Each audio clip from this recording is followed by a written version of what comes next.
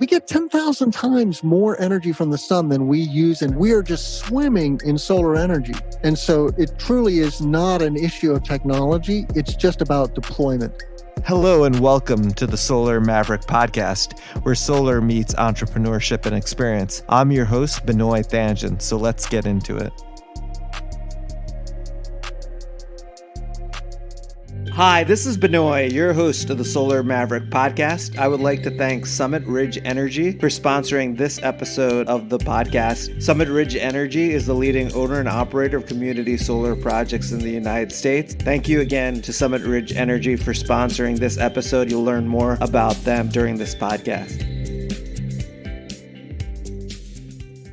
Hi, this is Benoy, your host of the Solar Maverick Podcast. I'm really excited to have Tim Montague, and he works in business development at Continental Energy Solutions. Tim, welcome to the podcast. Hey, Benoy, it's great to be here, man.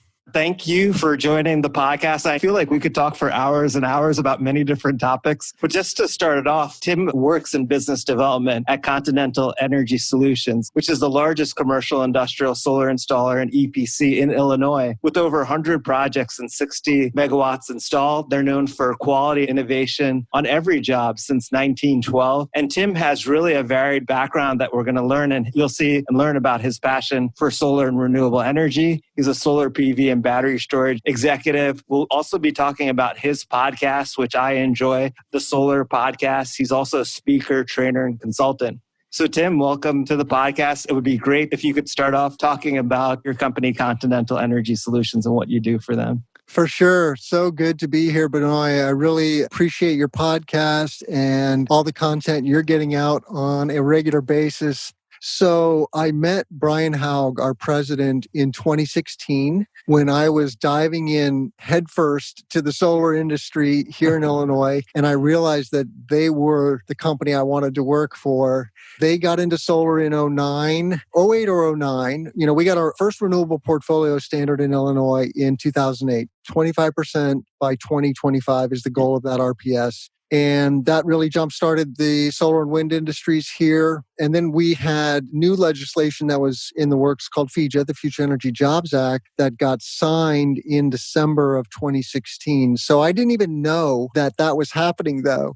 I just knew that solar was happening, and I was casting about for my next big opportunity, so to speak. I'd been consulting in green business, working with manufacturers and an organization called FIAS, the Passive House Institute US, which is based in Chicago, that has a very, extreme, efficient building standard. Sustainability is in my blood. I have a lifelong interest in that. I was doing DIY solar with my dad in New Mexico as a kid. And so 2016 was a homecoming for me coming into solar. And I started freelancing for a few developers also in Chicago. But then when I met Brian and Continental, I was like, oh yeah, this is the pony I want to ride. And they were an early adopter, right? They're a 100-year-old electrical contractor. Our sister company is called Continental Electrical Construction Company. We have a holding company also called 4Gen. And so the solar division has just been growing by leaps and bounds since 2016. When I started, we were 3 people. And now we're over 12, I think. And then we have an army of electricians with our partner Continental, but we run regularly 350 to 500 electricians in Northern Illinois. So there was unparalleled experience with Brian's team. They built several IKEA store solar projects. That's really what put them on the map. And then the IKEA Joliet Distribution Center was a 2.9 megawatt project built in 2017, 2018. And that was the largest rooftop array in the Midwest. So that's the kind of projects that I like doing, is big rooftop solar. And then community solar, of course, came with FEJA, and we've got involved in that as well.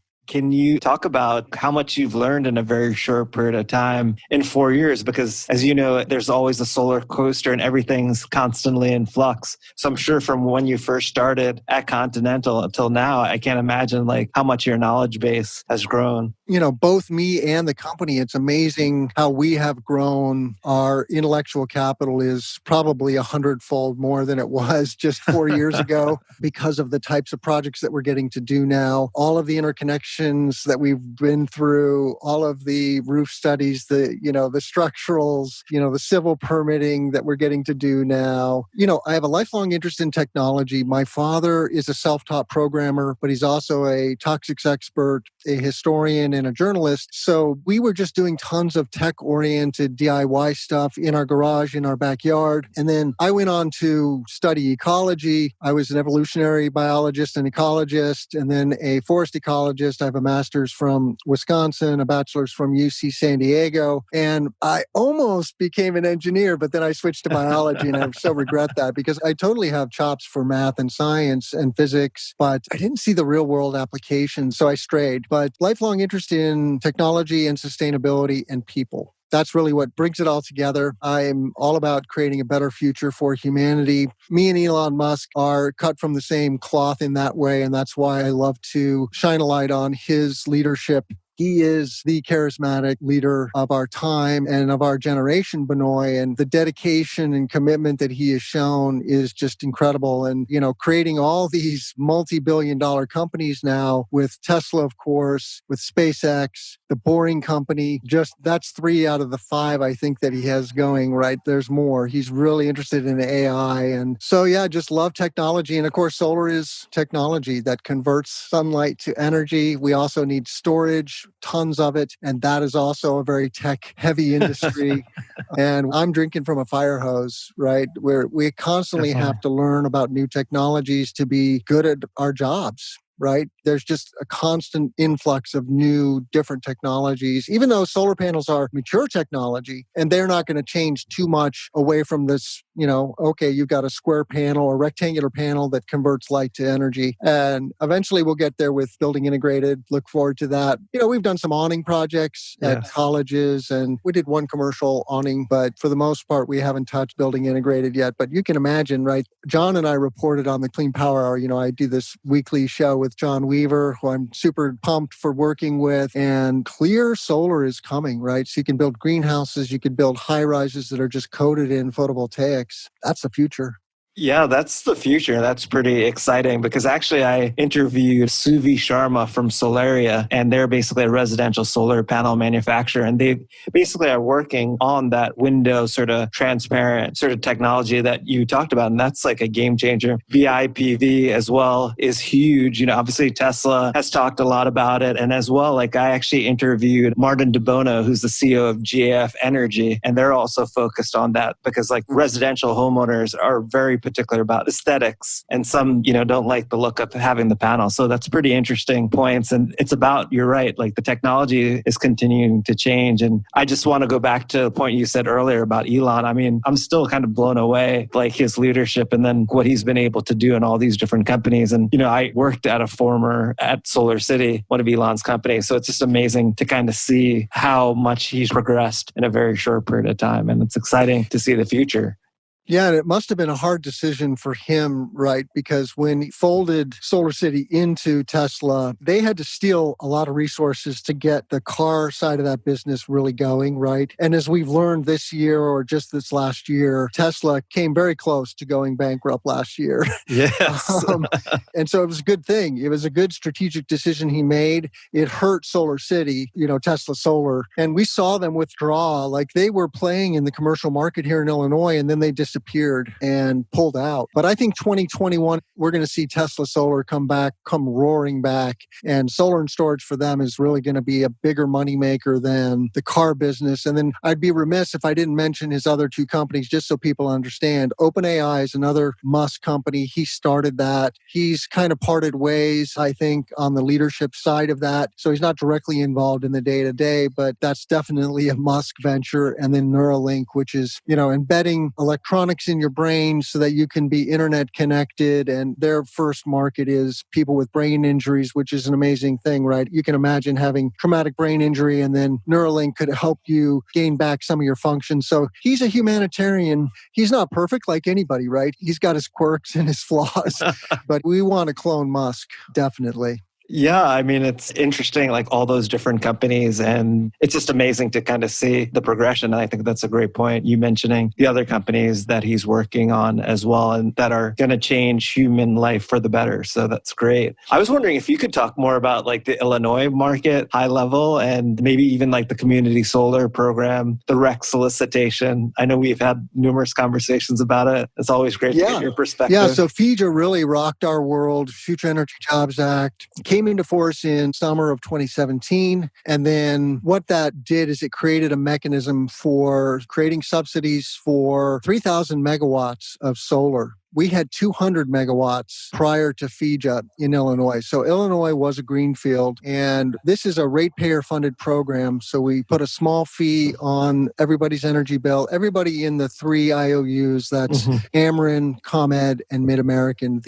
We also have many co-ops and munis in Illinois, and they can participate in some ways in the program, but for the most part, their customers are not paying into the program as far as I know. What that does, though, is it creates a pot of money. It's about $230 million a year that goes into fund RECs, renewable energy credits, which, as you've been very good at pointing out on this podcast, one REC is 1 megawatt hour of electricity that is produced by a renewable energy facility. And so what it does, though, is it shortens the payback period for owners, and whether that's a commercial industrial owner, a residential owner, or a community solar owner. And so it shortens the payback period from what was before probably a 12 to 15 year payback to a 3 to 6 year payback. So it really jumpstarts the market, and it works. So we now have 666 megawatts of new DG, including community solar. We have 111 2 megawatt AC, mostly 3 megawatt DC community solar projects that are either constructed or under construction. Many of them are still not energized, but they will be in the next couple of months. And then all this commercial, industrial, and residential solar. There's also a utility scale market that is part of the program. And we're getting about, I estimate, 400 to 600 megawatts right now. But utility is such a different world. You don't even need incentives, basically, to do utility. So I think there's much more coming on that side of things. I mean, there's over 60 gigawatts in MISO alone. I think 57 was the Jigger Shaw number on my podcast. Oh, yeah.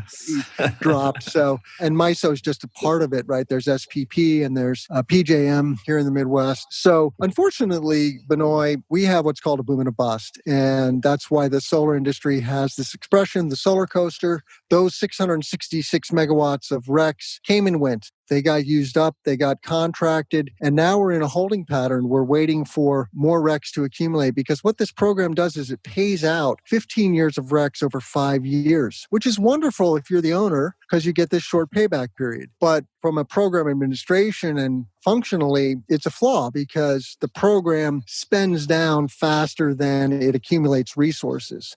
And so literally now we have no REC money. It's in a holding pattern. The IPA, the authority that manages the program, the Illinois Power Agency, says it could be 2022, it could be 2024 before there's enough money in the program. And so what is happening in Springfield, our capital, is there's new legislation, there's several bills, they're going to change, and our RPS is going to change. So anyway, there's a major effort to expand the renewable portfolio standard and expand the amount of money that is collected from consumers to pay into incentives, right? Because at the end of the day, we need to green the grid. We need to sunset all of this coal and gas power that we have here in the Midwest and convert that to wind, solar, and battery storage. And, it's clear how to do that, but somebody has to pay for it. And power is so cheap in Illinois. That's one of the barriers to entry in the Midwest, is that we have all this cheap coal power. And so I have customers that pay 4, 5, 6 cents a kWh. Wow. That's low. In New Jersey, where you are, right? What are commercial industrial customers paying per kWh?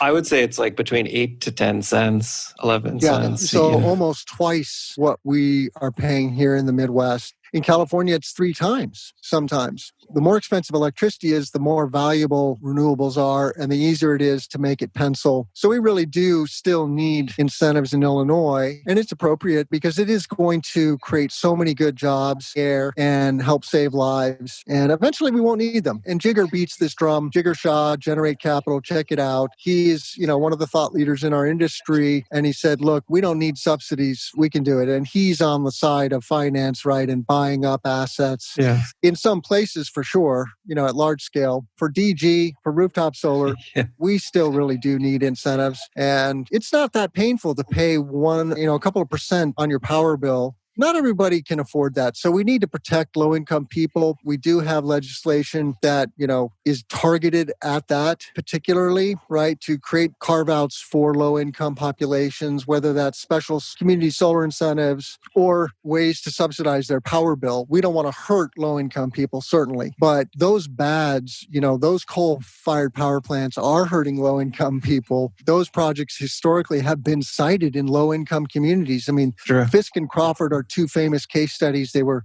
coal-burning power plants on the south side of Chicago. I was involved in a decades-long fight to shutter those coal plants. And they did finally close about, now maybe 6 years ago. They were uneconomical, but literally you have these massive smokestacks right in the heart of big residential neighborhoods. And while a lot of that pollution is drifting across the lake to Michigan, a lot of it just comes down on the neighborhood, and it's raining down mercury and soot, and it's not good for humans. Yeah, that's a great point with the environmental concerns and obviously the importance of the transition to clean energy and state level incentives that we still need to make the projects work. A great point you made is we should be keeping these incentives for a long period of time, not fits and starts. Because when Illinois, the REC program was kind of first announced, I felt like every developer was going into Illinois and there are so many projects in the queue. And now, because there's this uncertainty, a lot of developers have left the state. And it's just really hard from a business perspective to if there's not consistent incentive to be successful over a long and consistent term as well. Yeah, it's really hard for the solar industry to deal with that boom and bust. You can imagine so many solar installers have staffed up, invested in training, and not just the companies, but the individuals, right? People are getting trained to be installers. There's carve-outs for training specifically, which is great because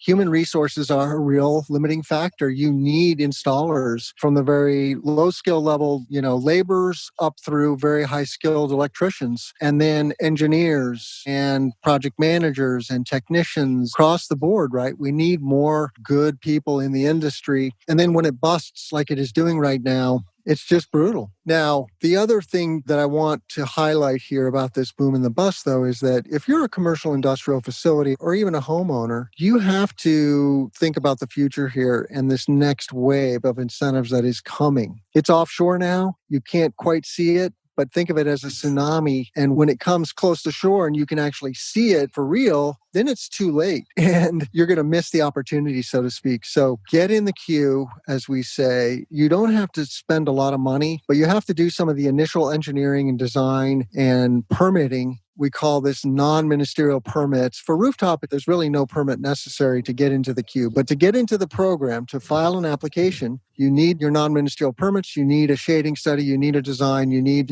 show site control, and then you can get in the queue. So that when the program opens, this is going to be block 5. It's a block program. We had blocks 1 through 4. That's now closed. Blocks 5, 6, 7, 8 are coming, and the wait list is growing. So it's those companies that are forward thinking, getting on the wait list that are going to benefit. The incentives are stepping down. Every block 1 through 4, they step down 4% block to block. We don't know what the declination is going to be in block 5. I estimate 10% just to be conservative. It'll probably be something between 4 and 10, or they might stick with the 4%. And, they're aware that the incentive was generous enough to get all these developers coming to Illinois, and we're grateful for them. And it's a both and. We need developers and we need more installers and EPCs. And they came en masse, right, from both coasts. Lots of companies from Massachusetts, New York, New Jersey, California, now have offices in Chicago. But those guys are now working in other markets because Illinois is a bust. But if you're a C&I owner, reach out to me because you want to get in the queue. And you only need to spend maybe $10,000. It's not buying a system. I mean, I'm curious, Benoy, what you think about this because solar is still pretty expensive technology, right? For residential, it's like buying a car. It's $20,000 to $25,000, $30,000, right? Yes. Which is not a huge purchase. It's a big purchase. But for commercial, you're looking at $50,000 at a minimum, probably up to, a couple million. And then you're competing with real capital expenditures that these companies companies are making, right? Buying manufacturing equipment, expanding their facility, maybe opening a new office. And solar projects are competing with these other capital expenditures, right? Yes. That are not necessarily, and solar isn't necessarily core to their business. They may want to, get in the game, go solar, become a sustainable company, but it's not an easy decision for these executives to make always. Yeah, I agree. I mean, it's a challenge when you're competing with other capital expenditures that could help potentially grow your business. Obviously, this is a cost saving measure, and obviously being green is important, but also people want to as well save money. You mentioned about payback. That's obviously a big thing. People want, a faster payback. And I think financing as well helps. So if it's like a power purchase agreement, potentially that could help with lessening, obviously, the capital outlay. It's just a discount to your cost of electricity. So that's like another alternative. Yeah, and we do see a lot of Fortune 500 companies doing PPAs, power purchase agreements, right, where they're just contracting for the energy that's coming from their rooftop solar array, but somebody else is owning it, third party. You're in that business, right? Aren't you in the business of owning these assets? I hopefully one day will own it, but we primarily are like for our own projects, sourcing, financing in a PPA format, and then as well helping like other developers or contractors for their projects to find like a third party investor to basically own the project. So yeah, we built, portfolios of Walmarts and Target stores, and those for the most part are PPAs developed by developers, and we love our developer partners. And then we're the boots on the ground solar installer and construction company to put those projects together and bring them to fruition. So a no money down PPA is just a wonderful thing, right? For these companies who they don't necessarily know anything about solar, but they know about electricity bills, right? So if they can save money and then go green and promote that to their stakeholders, their consumers want companies to be sustainable. And you see this at Walmart, for example. I mean, throughout the value chain, they are putting pressure on their manufacturers that are selling products in their stores, right, to disclose what's in the products and to become more sustainable, to use safer chemicals and processes across the board, less packaging. It's not a perfect world yet, of course. We have a long ways to go there. And now it's a new day. The industry has winded its back with the Biden administration, Benoy. I'm so excited about that. Yes. Truly, the Biden administration gets it. They get that climate change is a crisis. It is an existential threat, and that the clean energy industries is a way to fight back. And we have to fight harder. So we're going to be growing, at a very fast clip. I call it a rocket ship. We did maybe 16 gigawatts in the US last year. We might do 25 gigawatts this year. Yeah, that's amazing growth. It's a healthy growth that we're going to see for the next 15 years. There's so many great points in what you said. Obviously, like people are becoming more conscious of sustainability and companies are incorporating that into their goals. As you mentioned, climate change as a big threat, as well as a way of, post-COVID, a way of stimulating the economy through jobs. You also mentioned the boom and bust scenario in solar. I mean, developers are basically moving to the next hot state. And then, once it's kind of dried up, they go to another state. So it's just interesting because you're seeing a lot of like that activity in like Maine or Rhode Island. New York is a very hot state, but some of the economics have changed a little bit on where it's less of incentives. So people are moving out from that. So it's interesting. Well, I'm curious about this boom and bust. Yeah. Benoy, you're there in North Jersey, right? Yes. And so you're intimate with the New York, the Massachusetts, and the New Jersey markets. That cliff that we have going on in Illinois, where have they been able to avoid? The money's dried up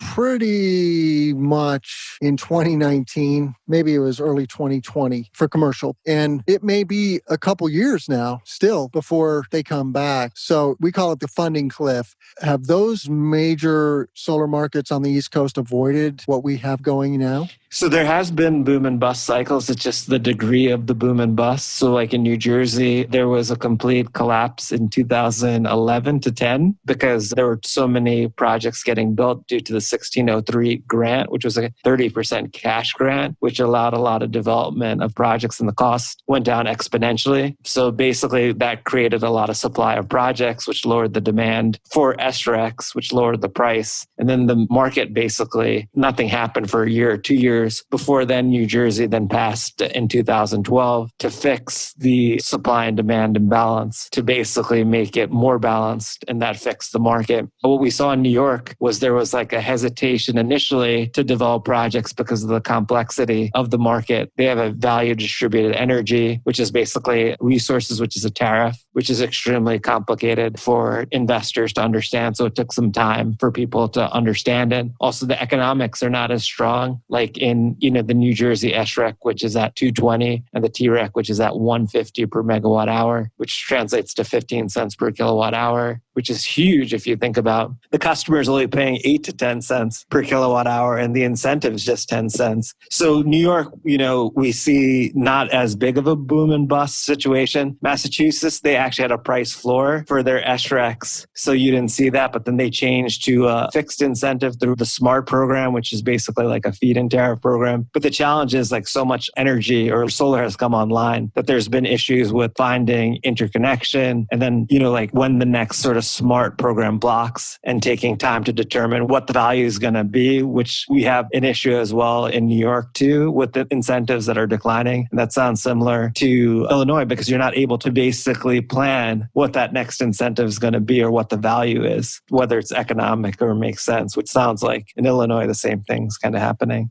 Yeah. Because they're all using California. California had the megawatt block program. So, but like to get more, for businesses to be comfortable, you need a longer tenor of what that incentive is going to be and what it's going to be in the future, which it seems like the regulators don't see it from that perspective, even though I hear it all the time when I'm in these meetings. So. Hi, this is Benoy, your host of the Solar Maverick Podcast. I would like to thank Summit Ridge Energy for sponsoring this episode of this podcast. Summit Ridge Energy is the leading owner and operator of community solar projects in the United States. The team has been a strong force within the U.S. commercial solar market for years and was instrumental in the creation of virtual power purchase agreements and associated financing structures. Summit Ridge Energy has leveraged this experience to launch Summit Ridge Capital, a dedicated funding platform that acquires pre-operational community solar and battery storage projects. SRE also works with landowners across the country to maximize the value of their acreage by offering predictable lease income to host their solar farms. From site identification and system design to takeout financing to construction management, Summit Ridge Energy is the most complete solution provider in the community solar space. Summit Ridge Energy was interviewed twice on the Solar Maverick Podcast. Definitely check out those episodes. The latest one was episode 87, how Summit Ridge Energy became one of the largest owners of community solar projects in the U.S. That was with Steve Rader, who's the CEO of the company, and Brian Dunn, who holds a dual role of COO, CFO for Summit Ridge Energy, and they're both founders of the company. And then there was an earlier interview, episode 26, a developer's perspective on the U.S. solar market with Steve Rader, who again is the CEO and founder of Summit Ridge Energy. If you want to learn more about Summit Ridge Energy, you could check them out at their website, which is srenergy.com or info@srenergy.com. We'll be also having in the notes of the podcast details about our sponsor. Thank you again to Summit Ridge Energy for sponsoring this episode of the Solar Maverick Podcast. It takes consistent education and people seeing that this is a real thing. Solar can seem like smoke and mirrors because it does seem like magic, right? Making electricity from sunshine, how does that work? Yeah. And it took a guy like Einstein, right, to figure out the physics of how that works, which then catalyzed the actual engineering of that technology. Because we are in a greenfield here, I'm so jealous, to be completely honest, of the coast where solar has been a thing for 10 years. The U.S. solar market really took off in like 2010. So here we are in Illinois. It didn't take off until 2019, really. Yes. And now we are getting substantial amounts of solar. And so you're starting to see these solar farms around, and you're starting to see residential solar and starting to at least have companies with rooftop solar. You can't see it because these are 30-foot tall buildings and it's flat unless they have a carport. But anyway, when you go to Colorado, you see whole subdivisions with all the homes having solar on the roof. And you drive down the streets in Boulder, Colorado, and it's like there's small strip malls with solar arrays on them. You see it. Yeah. And we're not there yet in Illinois, right? It's still these just onesie twosies. Even though 666 megawatts was a lot for us and 111 community solar projects is a wonderful number, there's a tranche, a couple more tranches it's going to take, right, of doubling that and tripling that before it really gets a general awareness among the business owners and residents of Illinois and neighboring states. Yeah, that's such a great point because I would talk to 8 or 9 years ago about solar to New Jersey building owners, and it was very new to them. But now, after 8 or 9 years of growth of solar significantly because of this SREC program in the state, it's just amazing to me how sophisticated the building owners or even the general public about what essentially solar is, which is pretty amazing. There's that education that's been happening. And a great point too, when you have people like, Elon and Tesla and all these other clean energy companies that are growing exponentially, people are learning and hearing about them. It's also building an awareness too that solar and renewable energy is a real industry and it's going to be here and it's just starting. And I think people are understanding and we that should talk about storage, right? Because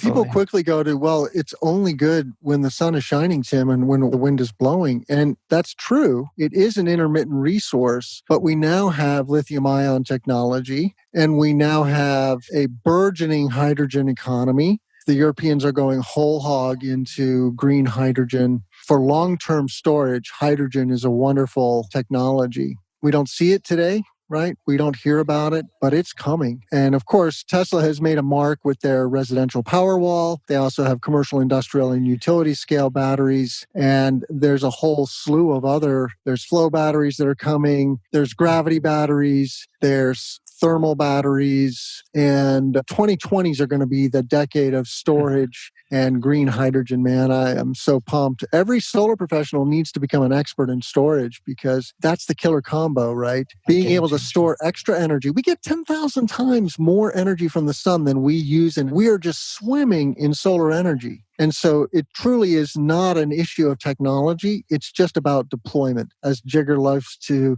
say. Deploy, deploy, deploy. We just have to put a stake in the ground and say, we're going to do this. So if you're not boning up on storage and you work in the solar industry, you're making a major mistake. Every solar installer will be doing batteries in the next couple of years, right? It's going to be a real thing. Yeah, that's an exciting thing to talk about. And it's interesting to see some of the state level incentives for storage, even a standalone storage ITC as well, how much that would help the market. So it's early in the whole process. It's amazing to see how quickly it looks like prices of lithium ion is just going down dramatically. I think in the next 2 or 3 years, it's just going to make a lot of economic sense combined with solar. And we're seeing the same price drops that we saw in panels. And the I think we're efficiency also of the going to battery. see fuel cells kick in here. Like Hanan Fishman pointed out on my podcast recently, he is the CEO of Enercon, and they do DC coupled storage technology. So these are like DC optimizers. Mm-hmm. It's power electronics, but for commercial scale. Yeah. And he said that fuel cells have been the next great thing for 20 years. And truly, it's just been there. But now with the hydrogen economy coming, that's where fuel cells are really going to be a thing because you need something to convert the hydrogen to electricity. But you also mentioned the ITC, and I want to shine a light on that because we just got an extension of the ITC, right? We have a solar ITC in the US of 26%. It was going to step down to 22% this year. Luckily, that got extended, and now we have 26% through 2023, which effectively is through 2025 because of safe harboring,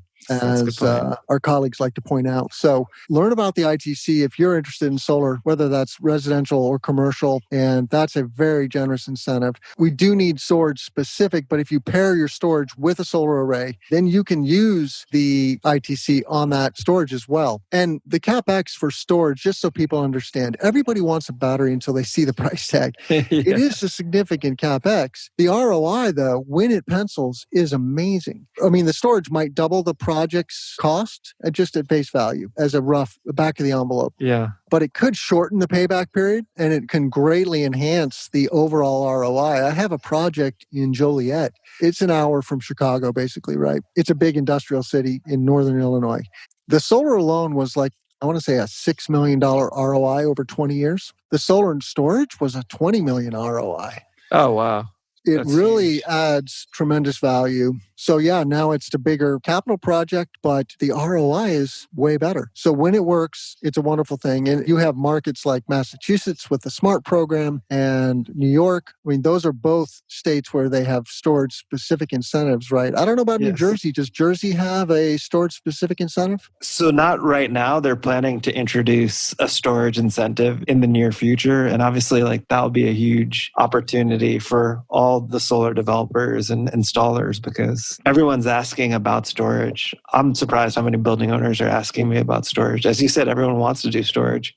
I mean, it truly gives you so much flexibility, right? You can have off-grid capabilities, which is resiliency, right? If the grid goes Yes. down, if there's a hurricane, if there's a flood, truly a battery is a wonderful thing to operate your critical loads, keep the lights on, keep the computers running, keep the whatever it is you need, refrigeration, right? So, let's face it, disasters are happening more frequently with greater scale. You see the fires in California, you see the hurricane season that we had this past year, although we dodged a bullet and it wasn't a huge disaster the way like Katrina was. It's coming. And so the resiliency aspects of storage are awesome. And then there's other, we talk about the value stack, and I don't know what the value stack is in New Jersey. Every geography has a unique value stack. Yes. So you really need to find partners who understand your geography, your utilities, the rates. Like we're in PJM in Northern Illinois, and then we're in MISO in Central and Southern Illinois, and those are different markets. PJM, you can do frequency regulation as a value stack. We attack capacity charges. We don't attack demand charges, which is a thing on the coasts. We have relatively low demand charges, but capacity charges can be a third of a customer's bill.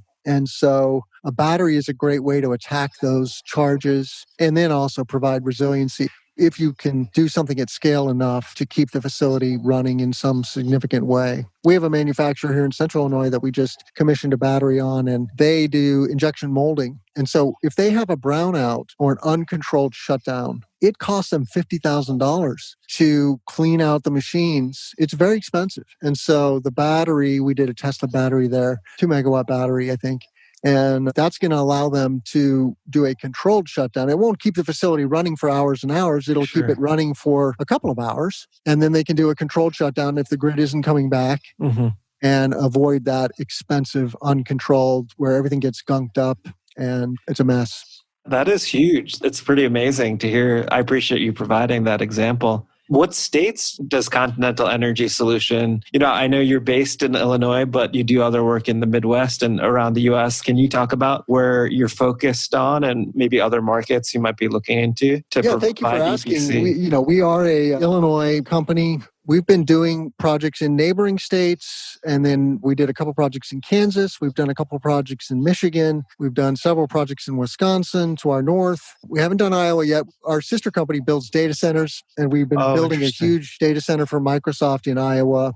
The Iowa solar market is intriguing. There's rumblings that Iowa might come on here. And then, Benoy, because of the boom and the bust, though, with C&I and small utility the way we have here, we are now going further afield. Yes. Right. We are chasing the good markets. So we are bidding work in New Jersey, in Maryland, Colorado, and that's where our partners come in. So if you're a solar developer, we would love to talk with you and give you some references because our work stands out. We do O&M on any scale project. So we're doing O&M on community solar, these 3-megawatt projects, and then, of course, all kinds of commercial industrial. And so we're seeing all the work that different contractors do, and it's a spectrum, good, bad, ugly, and some of it's really ugly. So if you're a developer and you're looking for a high-quality installer, please reach out to us and we will show you some examples of our work where we have some very experienced developer partners like Summit Ridge Energy, wonderful developer. I mean, they own 40% of the community solar market in Illinois, and they've told us we have never seen underground work like that.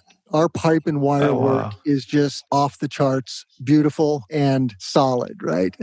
And so these are long-term assets. You don't want your solar array breaking. or catching on fire. And accidents do happen. If you don't have proper wiring, if everything isn't done really well, you're going to have problems. And it's just going to cost you, right? And it's going to cost your customers, and it's just not worth it. So I'm not suggesting this is easy, Benoy. For us to grow outside of the Midwest, it's going to be a process. And we also have a network of other contractors that we work with. We are an IBEW contractor in Illinois, in Northern Illinois. And so we do have that network. We are part of something called the Electric Roundtable, which is a network of family-owned, for the most part, electrical contractors that are like-minded. They're very highly vetted. We have a very high safety standards and a very good safety track record. We're very solid financially. And so we're part of this national family, basically, of companies. So we leverage that network. And then now at Continental Energy Solutions, and that was one of the reasons we became a separate company, is we also do non-union work as well. And so every project, every market is going to be different and a different solution from a labor perspective. The vast majority of our work is still IBEW, but we now have more flexibility on that front. Yeah, definitely. That's really helpful. I appreciate you explaining, Tim. And I think the really big point is to developers, it's not about getting the cheapest EPC. It's about the quality of the work that's done so that you could have an asset that lasts 20 to 25 years. That's great that you guys do, an amazing work. It boggles the mind, Benoy, how there is this race to the bottom. On the one hand, I understand you have to make money, right? You won't stay in business if you don't make money. But if your model is, I want to find the cheapest installer, the cheapest solution, you're going to get what you pay for, and you're going to end up with dysfunctional power plants at the end of the day. That is not a long-term strategy. That may make you profitable in the near term, but you're going to get a reputation, right? Because most of these assets change hands, sometimes multiple times. Yeah, and then obviously part of the due diligence process is like inspections of the site. So you could pretty quickly tell like the quality of the installation. So that's a great point for our audience. You really can see it. Just a visual inspection of a project, you will see the difference between highly skilled labor and highly unskilled labor. It's night and day. That is a great point. You mentioned, and I talked about it in the beginning, you started the Solar Podcast. You do 2 shows a week, one where you interview industry experts, and then you do like the Solar Power Out with John, which you mentioned. What made you want to create content? I really appreciate it. What you do, I really learn a lot from your conversation. So thank you for being a trailblazer. The podcast was originally a webinar that I started in 2017. It was called Solar Works for Illinois. And I was just a talking head giving presentations on this is how commercial industrial solar works. We need a lot of education in the market, right? Because people don't know what solar is. They don't know how it works. They don't know how it generates ROI. And then I started to get guests on from Solar Finance, from Community Solar. I had IPS Solar from Minnesota talking about community solar, right? And then I realized, oh my goodness, these interviews are way better. They're less work for me. They're more fun. So then I switched. I just kind of completely flip-flopped. And last year, I changed the name to the Solar Podcast because truly I am casting a broader net. I'm not just focused on the Illinois market, although we will mostly be a Midwest company. We're going to go to the coasts. And so I want to get information out there about the industry nationwide and globally. And then I found, there is another podcast, I got to think of the name, that I follow, where these 3 thought leaders have a conversation on a weekly basis, just kind of chewing the fat about what's going on in technology. They talk about EVs, AI, and technology in general. In space. Mm-hmm. And I saw that as a model. And so that was the ideation for the Clean Power Hour.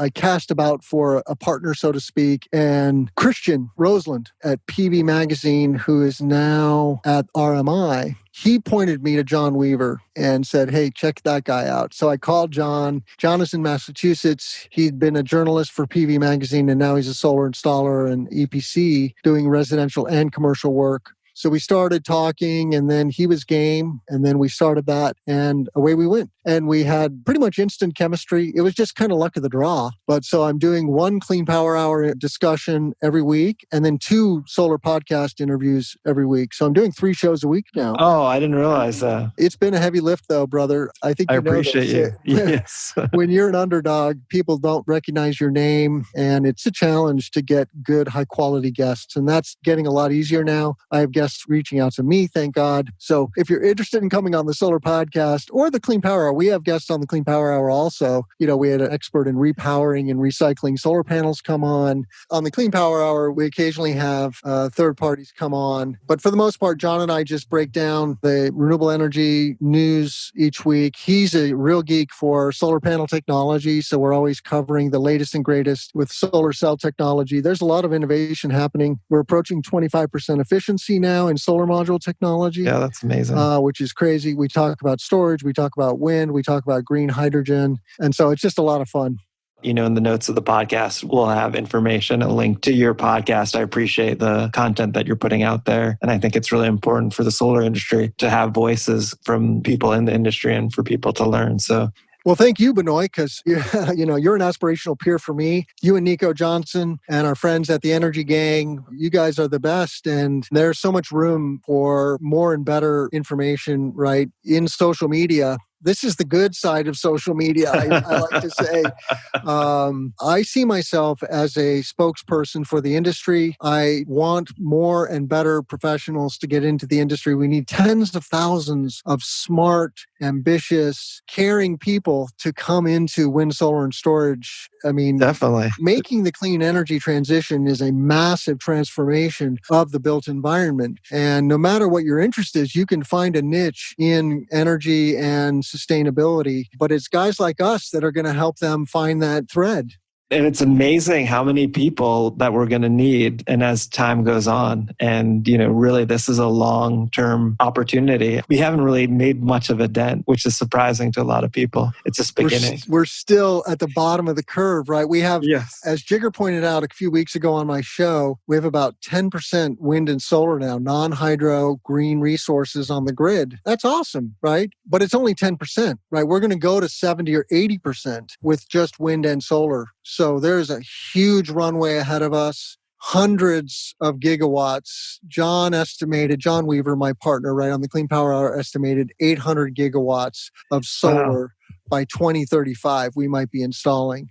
So it's just hard to imagine how much solar that is. And don't be afraid if you are listening to this and you're thinking, well, these guys are going to pave over the breadbasket with solar panels. I'm not sure about this. We're only going to take 1% to 2% of the landscape. And that includes what's already been built on, right? We've already built on 6% of the landscape with roads and buildings, Benoy. So there's so much rooftop space. When you fly over any major metro, you see it right there, right? Just all these rooftops waiting for solar panels. But the ground mounts also, and I don't want to unnecessarily use up prime farm ground, but we just need a small percentage of it. And so it is worth it to save our butts from climate change to do that. But we're not going to pave over the world with solar. We don't need to. There's so much solar energy. Like I said, 10,000 times more energy than we need. I really appreciate you explaining that to the listeners. And this has been an amazing interview, Tim. Like, if the audience or our listeners want to connect with you, what's the best way for them to do that? Well, reach out to me on Twitter, TG Montague on Twitter. You can also find me on LinkedIn. And if you want to check out our website, CES NRG, just those 6 letters, NRG.com.